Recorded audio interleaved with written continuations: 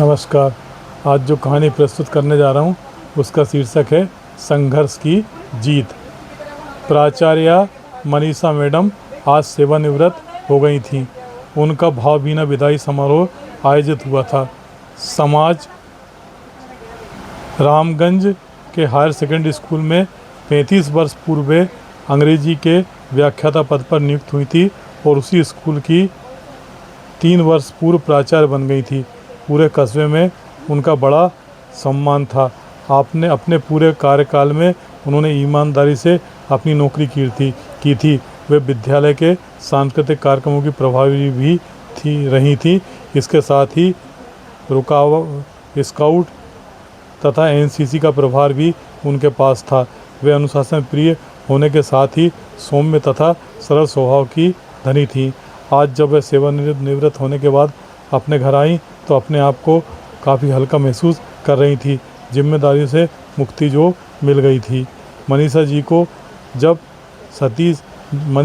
जब सतीश जी से शादी हुई तब वे बीएड थीं और एक प्राइवेट स्कूल में शिक्षक के पद पर कार्यरत थीं। सतीश जी रामगंज के कृषि विभाग में विस्तार अधिकारी के पद पर कार्यरत थे। शादी के बाद मनीषा ने अपने मायके के प्राइवेट स्कूल की नौकरी छोड़ दी थी। सतीश जी के साथ रहते हुए वे शीघ्र ही ये समझ थी कि उन्हें जल्दी ही नौकरी करना पड़ेगा।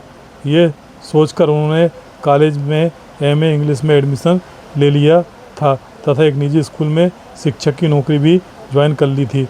2 साल बाद अच्छे अंकों से एमए अंग्रेजी में उत्तीर्ण करने के कारण उनकी अंग्रेजी के व्याख्याता पद पर रामगंज के हायर सेकेंडरी स्कूल में नियुक्ति हो गई थी। उनके पति सतीश लापरवाह किस्म के अक्खड़ इंसान थे। उनकी किसी अधिकारी से पटरी नहीं बैठती थी। तुनक मिजाज होने के कारण किसी से भी उनका झगड़ा हो जाता था। ठीक से नौकरी भी नहीं करते थे।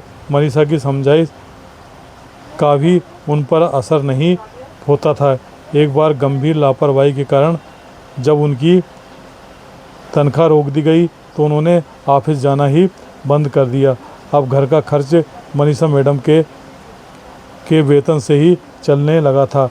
सतीश जी इधर उधर बैठकर अपना समय बिता देते थे। ऐसा कब तक चलता? कई बार उनके खिलाफ नोटिस निकले लेकिन उन्होंने उनका कोई जवाब नहीं दिया। अंत में एक तरफा कार्रवाई करते हुए विभाग ने उन्हें नौकरी से निकाल दिया था। दूसरी ओर मनीषा मैडम पूरी ईमानदारी से अपनी नौकरी करती थीं। साथ ही मिलनसार एवं सहयोगी थीं।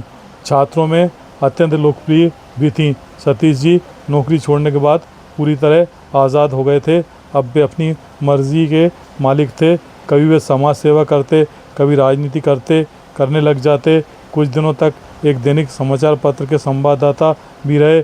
फिर उससे भी मुक्त हो गए थे। इसके बाद भी वे सुबह 9 बजे घर से निकल जाते।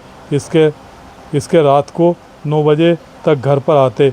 इस बीच वे कहाँ रहते, क्या करते थे, मनीषा को कभी नहीं बताते। उनके 2 बच्चे शिवानी और शिवम थे।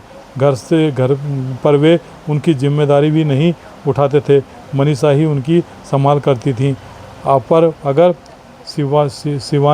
शिवम बड़े होकर कामयाब हुए थे तो उसमें भी मनीषा मैडम का ही योगदान था।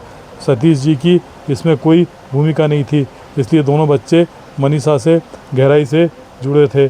दोनों बच्चों की शादी मनीषा ने रिटायरमेंट के पहले ही कर दी थी। अब मनीषा परिवार की जिम्मेदारी से भी मुक्त थी। सतीश जी आज मनीषा के विदाई समारोह में भी नहीं आए थे, जिसका मनीषा को कोई दुख नहीं था क्योंकि वह सतीश के स्वभाव से अच्छी तरह परिचित थी।